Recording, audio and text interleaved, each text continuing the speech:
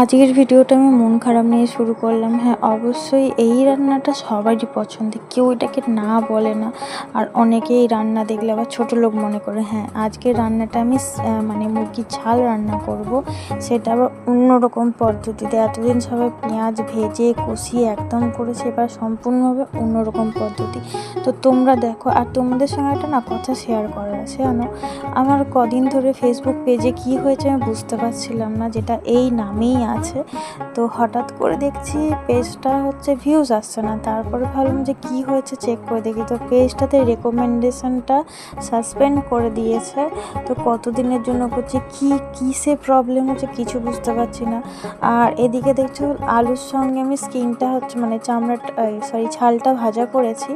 আর এটা যে ভাজা করেছি ওর উপর দিয়ে আমি হালকা করে কাশ্মীরি লঙ্কা একটু গুঁড়ো ছড়িয়ে দিয়েছি, যাতে কালারটা একদম রিচ আর লাল টকটকে কালার আছে। আর আগে মানুষ কি করতো, কষিয়ে রান্না করতো। আর আমি এখানে কি করেছি বলতো, অন্যরকমভাবে রান্না করেছি। আর যখন এরকমভাবে রান্না করেছি না, আমার মা তো না শুধু দেখছে যে কীভাবে রান্না করি। আমার মায়ের রিয়াকশানটা দেখার মতো হয় আমি যখন রান্না করি। অবভিয়াসলি এই আলুটা তোমরা জানো কার জন্য হয়, সেটা আমাদের বাড়ির কিটোর জন্য। আর হ্যাঁ, এখানে ইউটিউবে তো শর্টস দেওয়া হয়, 3 মিনিটের বেশি দিতে পারবো না। আর ফেসবুকে ওই পেজটাতে না পুরো ভিডিও আমি আপলোড করতে পারি, কিন্তু এখানে এই সমস্যার জন্য দিতে পারি না। কালারটা কি সুন্দর এসছে। কারণ হ্যাঁ, তোমাদের মনে একটাই কোশ্চেন থাকবে, যেটা হলো রান্না করার পরে এই মশলা কষে নেওয়ার পরে পেঁয়াজটা কেমন লাস্টে দিলাম। আর এইটাই মানে এমনভাবে আজকে বুদ্ধি করে করেছি, সত্যি কথা বলতে আজকে পুরো সত্যি এত ভালো খেতে হয়েছিল, এত খেতে ভালো হয়েছিল। আমার মা ঝাল খেতে পছন্দ করে না, মানে ছাঁট খেতে একদমই পছন্দ করে না। তো যখন মুরগির ঝালটা যখন রান্না করলো, মাকে দিয়েছিলাম একটুখানি। মা বলছে আর একটু হবে। মা বেশি করে ভাতও নিল।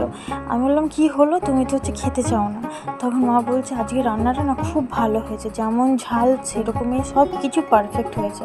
কিন্তু অন্য দিন যখন রান্না করি অন্যরকম স্বাদ হয়, কিন্তু আজকের স্বাদটা সম্পূর্ণ আলাদা।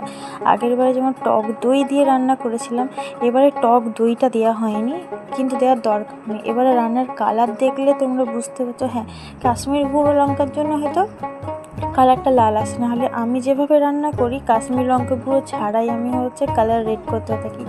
আর সত্যি কথা বলতে এই মানে নুন একটু কম কম লাগছিলো। আর ছাঁট রান্না করলে তোমরা একটা জিনিস পুরোপুরি দেখতে পাবে যে নুনটা একটু কমই লাগে। মানে যত নুন দেবে তত আরও ভালো, কম কম যেন মনে হয়। তো আমার তো এখানে ছাঁটটা পুরো রেডি হয়ে গেছে। যখন খাচ্ছিলাম না, বাপরে বাপ, সেই তো জিভ দিয়ে জল ছুটছিল। আমার মা তো নেবে না বলছিল,